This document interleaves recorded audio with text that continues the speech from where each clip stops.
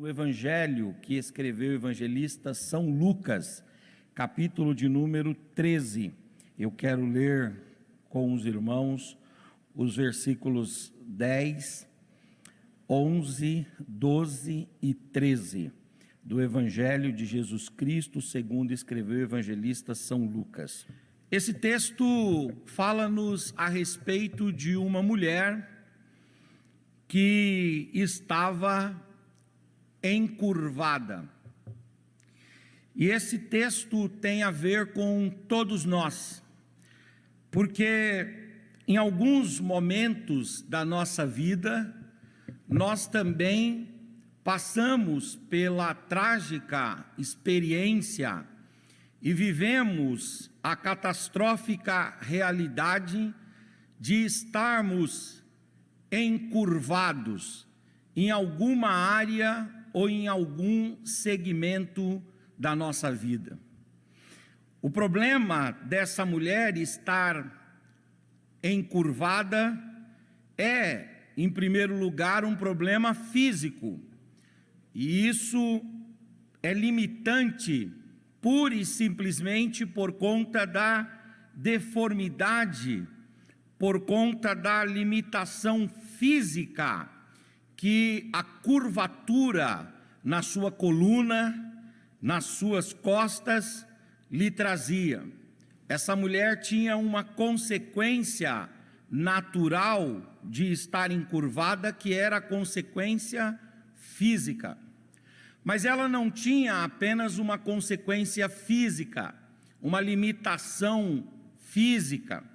Ela também tinha uma limitação social, porque alguém que andasse curvada não podia relacionar-se a contento com o seu cônjuge, com os seus filhos, com os seus parentes, com os seus vizinhos, com a sociedade. Então, o fato dela estar encurvada não era apenas um problema físico, mas também trazia desdobramentos nas suas relações. Obrigado, pastor. Essa mulher também, ao ter esse problema de estar encurvada, ela tinha um problema econômico, um problema financeiro, porque o fato dela ter uma lombalgia, o fato dela ter uma doença ortopédica, o fato dela ter uma limitação física, inabilitava essa mulher para o trabalho, tirava dela a capacidade de produção, tirava dela a capacidade do empenho, a capacidade do serviço, da prestação da mão de obra, e isso desdobrava no empobrecimento, isso desdobrava na perda de dinheiro, no enfraquecimento do seu patrimônio, de modo que essa mulher, ao andar encurvada, ela tinha um problema físico, ela tinha um problema relacional, ela tinha um problema financeiro, porque aquilo inabilitava para o trabalho. Além disso, ao ter essa enfermidade, essa mulher enfrentava um problema de julgamentos sociais.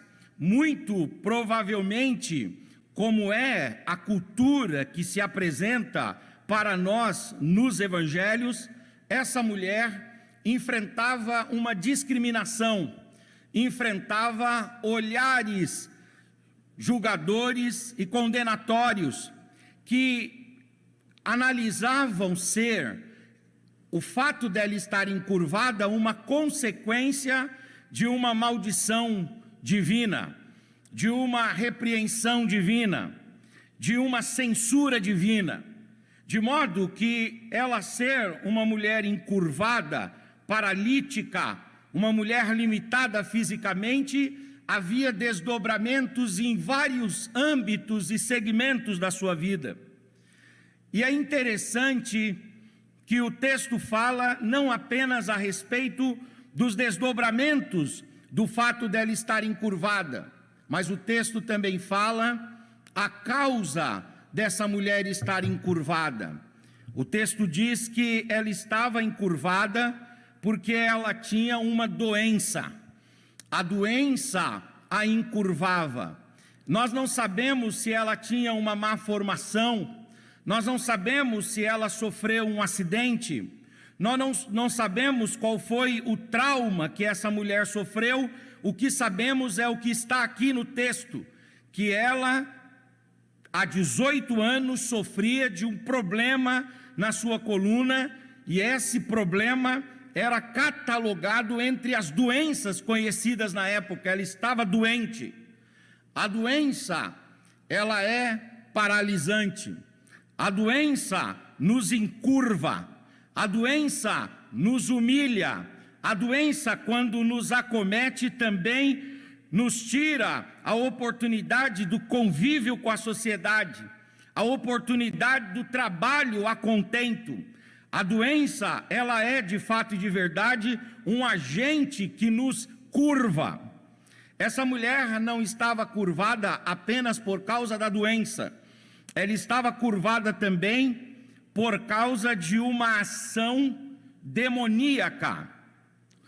Uma das poucas oportunidades na Bíblia em que a Bíblia atribui uma doença ou um sintoma, ou uma consequência, ou uma sequela de uma doença a uma ação demoníaca.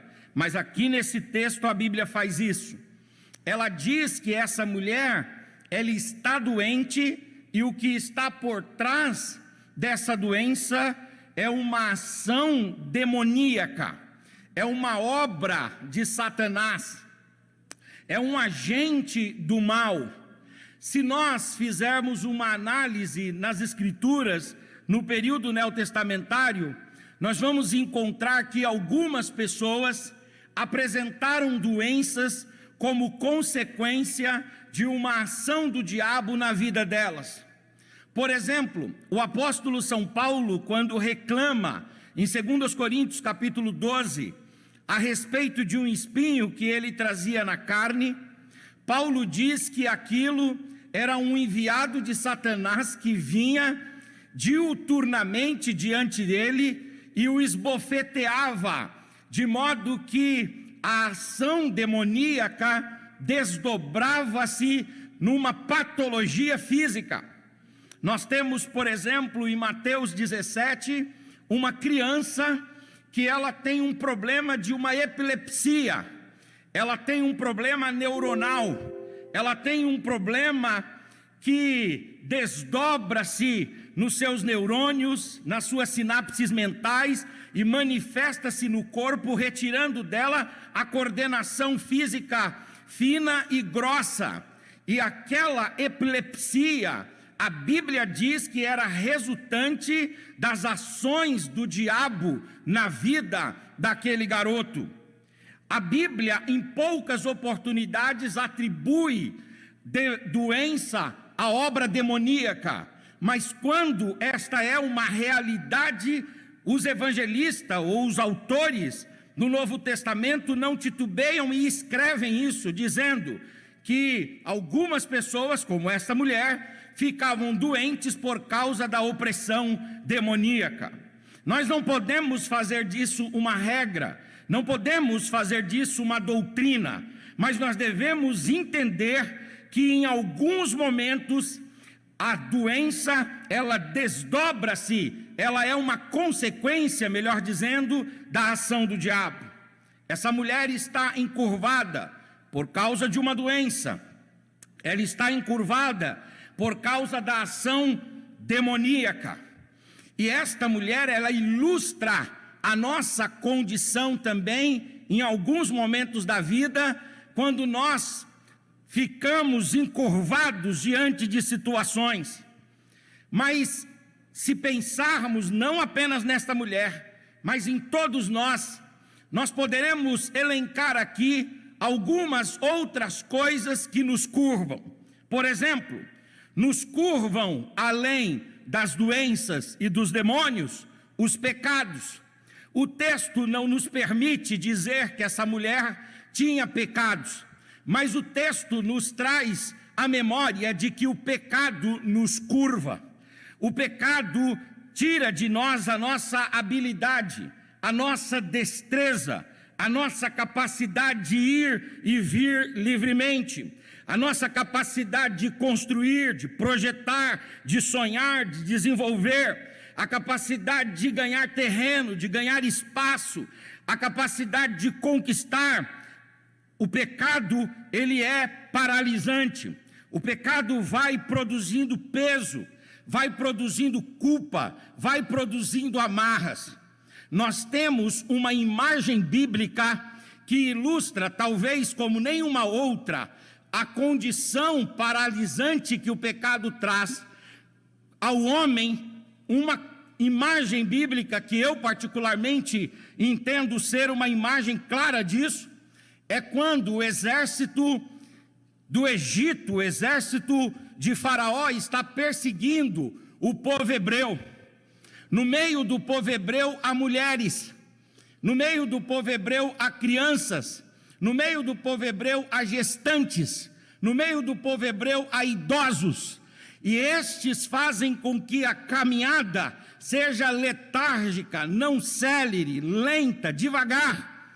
E o exército egípcio está formado de homens preparados, que estavam no mais alto nível da sua performance física, mas mesmo esses homens, montados em cavalos muito bem preparados, eles não conseguiam alcançar o povo hebreu. É claro que havia uma mão de Deus segurando aqueles homens, mas a Bíblia deixa claro que Deus fazia isso por causa dos pecados egípcios. Eram os pecados que faziam os cavalos e os carros patinarem. Era o pecado que fazia com que o espaço do deserto se tornasse cada vez mais amplo entre um grupo e outro. Porque o pecado, de fato, ele nos encurva. O pecado nos paralisa. Um pecado guardado, um pecado não confessado, um pecado oculto, um pecado que está na alma, na mente, no coração e que não é confessado, não é posto, não é colocado diante de Deus. Esse pecado vai formando peso, vai formando, vai nos curvando bem. Nós somos curvados com essa mulher por causa das doenças, somos encurvados como essa mulher por causa dos demônios, mas também somos encurvados por causa do pecado. Quantas pessoas não conseguem deslanchar? Quantos projetos não conseguem ir avante? Quantas pessoas com um potencial maravilhoso, mas não conseguem sair do lugar? Pode ser que haja algum pecado que esteja encurvando e esteja diminuindo a cidade. Uma outra coisa que nos curva também, as lutas, as agruras, as dificuldades do dia a dia são para nós por demais pesadas e causam em nós esse agachamento, essa prostração, essa diminuição do ritmo, essa lentidão, essa paralisia, esse enfraquecimento e essa curvatura. Quando nós enfrentamos notícias ruins, quando enfrentamos diagnósticos ruins, quando enfrentamos realidades péssimas, quando enfrentamos escassez à nossa porta, quando enfrentamos temor, os perigos que se avizinham e campeiam ao nosso redor, o fato de estarmos enfrentando estas aflições, estas angústias, também nos paralisa. Eu tenho visitado muitas pessoas e acredito ser esta a realidade dos pastores, amigos nossos aqui, que estão aqui essa noite. Talvez esta seja também a sua realidade na sua casa. Eu tenho visitado pessoas que não na mente, que estão doentes no coração. É a verdadeira depressão, o verdadeiro estresse, a verdadeira síndrome de pânico. Essa é uma palavra que nós temos dificuldade de falar, mas nós podemos observar nas pessoas que têm tudo na vida, têm projetos, têm sonhos, têm caminhos amplos, mas estão paralisadas e curvadas por causa do medo, por causa das angústias, por causa das situações que estão cercando o dia a dia. Ora, essa mulher está encurvada por causa das doenças, por causa dos demônios. Os pecados também nos encurvam, as lutas também nos encurvam, o medo também nos encurva. É interessante que essa mulher, quando ela está nessa condição curvada, ela vai fazer algumas coisas. E essa mulher vai nos ensinar uma lição. Ela vai para a igreja. Ela vai para a igreja um dia de sábado. Quando ela está curvada, quando ela está oprimida, quando ela está abatida, quando ela está superada, quando ela está vencida, quando ela não consegue direito levantar a cabeça para ver a luz do sol, quando ela não consegue levantar a cabeça para puxar diretamente para dos seus pulmões, essa mulher curvada, ela vai para a igreja, ela vai para a sinagoga, ela vai para a casa de Deus, ela vai para a presença de Deus. Às vezes nós somos empurrados por uma coisa. E assim, Deus receber Deus aqui, esta venha para casa, Deus, ser impedida.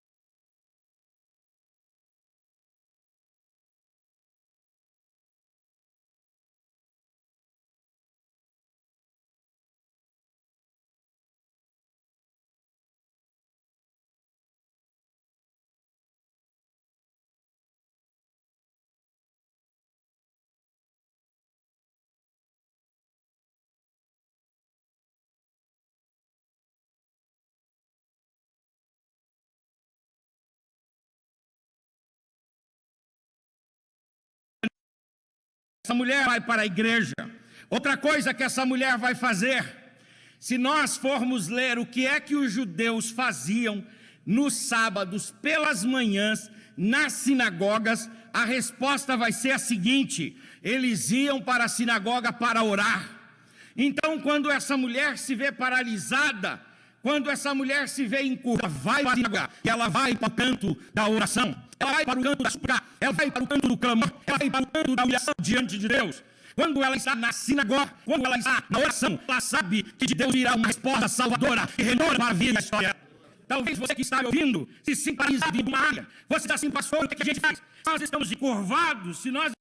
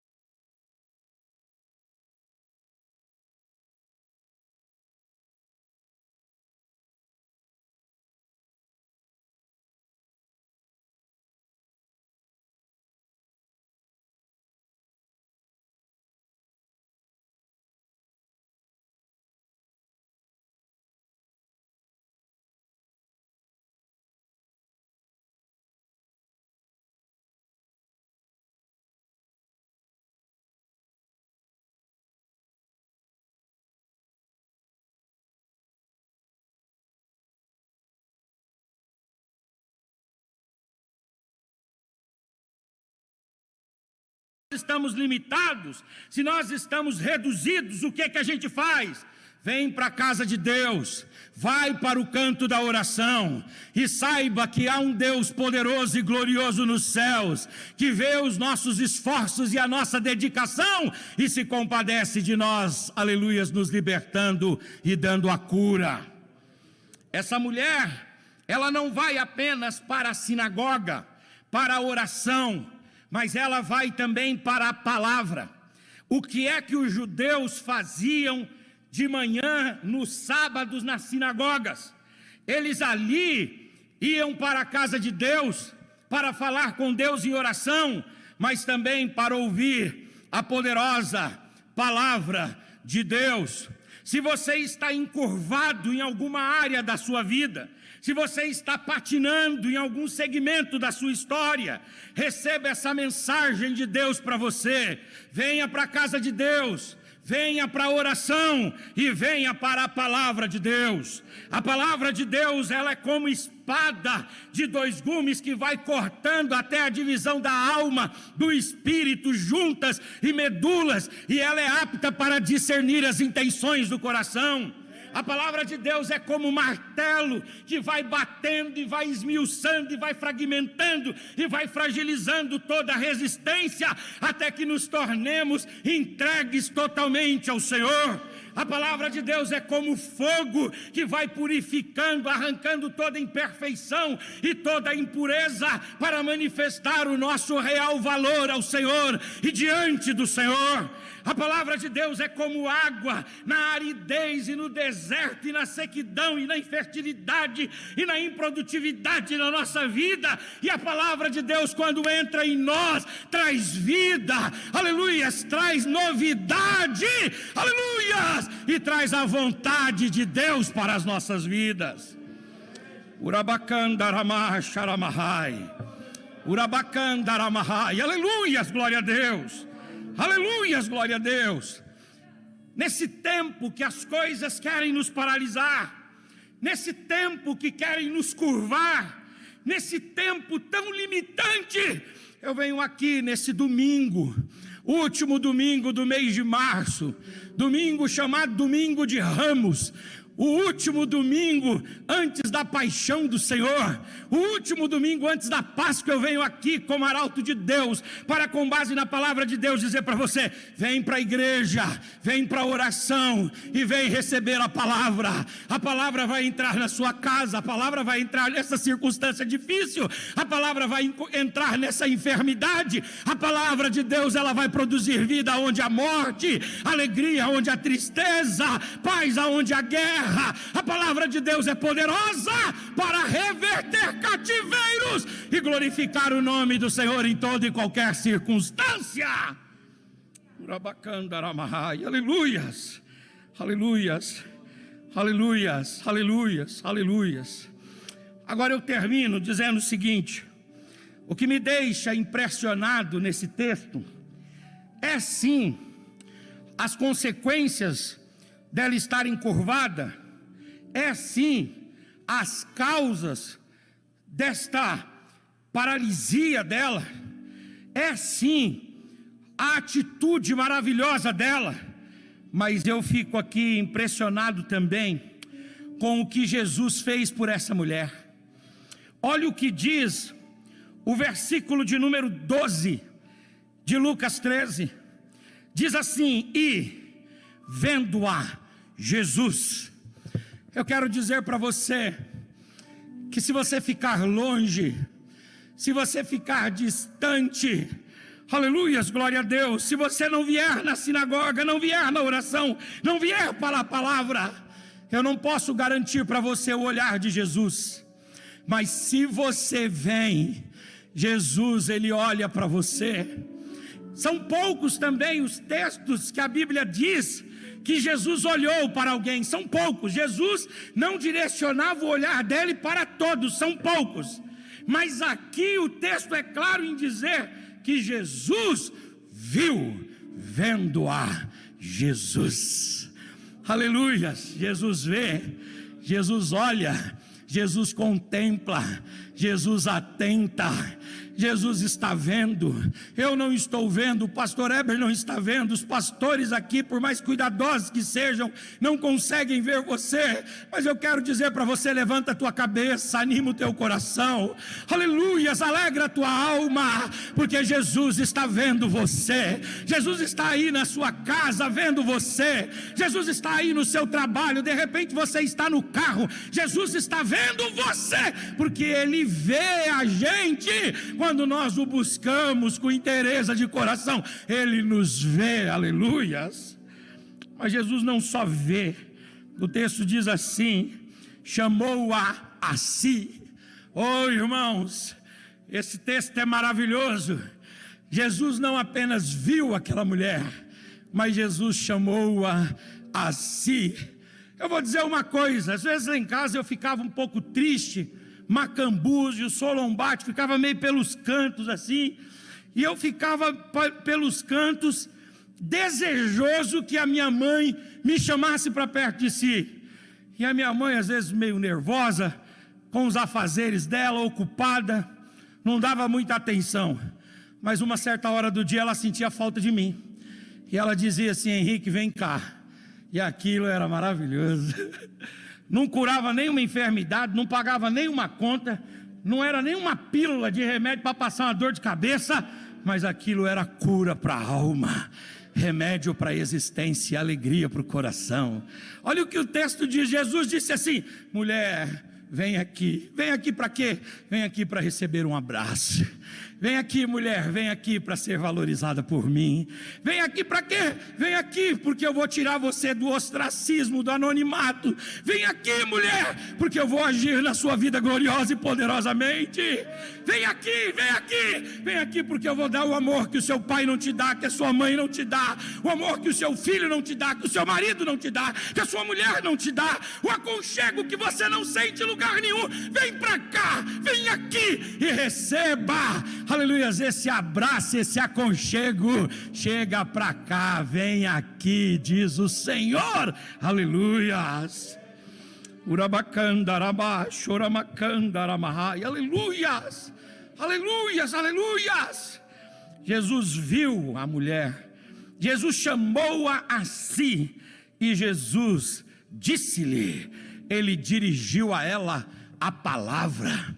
Olha, eu vou falar uma coisa, é incomum você ver hoje um homem conversando com uma mulher com essa intimidade aqui. Quando você vê, ou são irmãos biológicos, ou são irmãos de uma relação de afinidade, ou são muito amigos, ou é marido e mulher. Dificilmente fala. Isso nos nossos dias, isso agora. Imagine nos dias de Jesus. Mas Jesus, quebrando todo o preconceito, Ele dirigiu-lhe a palavra. Ele disse: ô mulher, eu tenho uma mensagem para você, vem cá.